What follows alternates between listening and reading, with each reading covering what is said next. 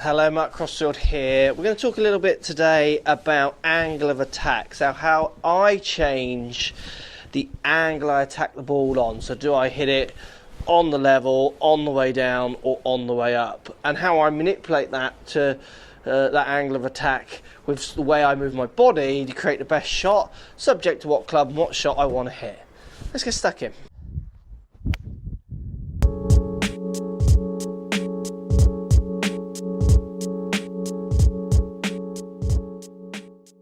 So I was practicing the other day and I was using KVest. So I was using the 3D vest, which I think I've shown you in other videos, which shows me rotational speeds and angles, side bends, all this kind of 3D data, which lots of people find confusing. I just want to show you how I use the data to help me create some better shots. So look, my bad shot with an iron is when I tend to have my attack angle at minus half a degree or -1, where with a 7-iron I want my attack angle to be closer to -4. So that means my club is coming in and it's hitting the ball almost at the bottom of its arc, and it tends to make me hit the strike a little bit towards the bottom of the club, and I come up at the front of the green, so I'm not getting pin high distance kind of shots into greens through quality of strike. And that's coming for me from my bottom of my swing, my low point being a little bit level. I know I play my best golf, strike the ball more out the middle of the club, get the full distance, more consistent distance control when I'm hitting it out the middle. When I'm hitting with, say, a 7-iron here, more 4 down. Now when I measure myself on KVest, which you're going to see here, you're going to see two graphs which have slightly different numbers or different curves. And you're going to see two sets of numbers here. One where I'm 17 degrees bent at the top of my backswing, and one where I'm only 10 degrees bent at the top of my backswing. So what that is meaning, on the one where I'm 17 degrees bent, basically I'm turning more this way behind the ball. It's the simplest way to think of it on a 2D camera. So I'm bending forward, say 40 degrees at the start, then as I rotate I keep an element of that bend. Okay, when I do a swing where I go down to the 10 degrees of bend at the top of the backswing, and actually my best swings for me captured more down at 7 and 6 for strike bend, so even less bend, as I start with 40 degrees worth of bend, so leaning forwards, then as I rotate my spine actually starts to extend, it starts to straighten up, but I replace the bend with what we call side bend. So I'm bending forwards, and then as I rotate I'm side bent. And then that allows me at the top of my backswing, if I take that bend out, to get a little bit more, I feel, a bit more on top of the ball. Let's just look at those numbers a bit clearer. So if we look at this graph, what we can see is the green line gets much closer to the 0 point at the top of the backswing. Top of the backswing being this black line here.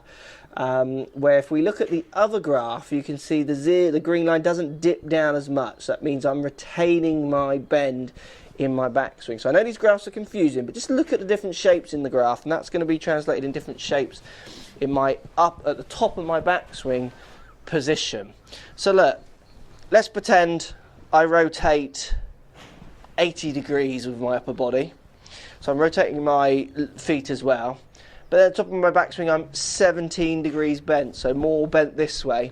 If I bring my feet back, what you can see is that makes me lean a long way to the right, which then makes it much easier for me to bottom out before the ball and by the ball. Much harder to move my circle, my low point, ahead of the ball.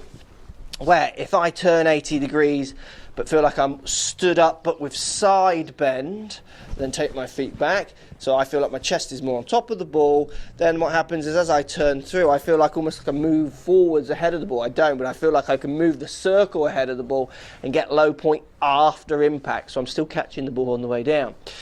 So what's interesting with the graphs, with the numbers, I've said this in other videos, the simplicity of the fort, so when I'm hitting the shot, is simply for me feeling like my chest is turning a little bit more on top of the ball.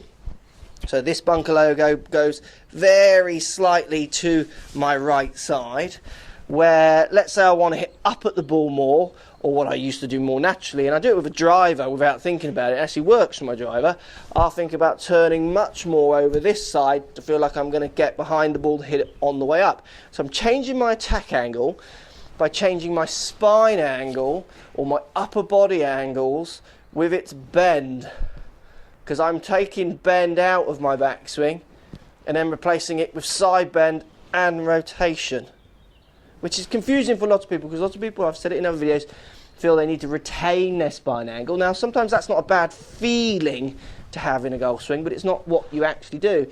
If I bend forwards 40 degrees, make a turn staying bent forwards 40 degrees, it doesn't look right. As you can see, 4 degrees worth of forward bend, rotate staying bent forward 40 degrees.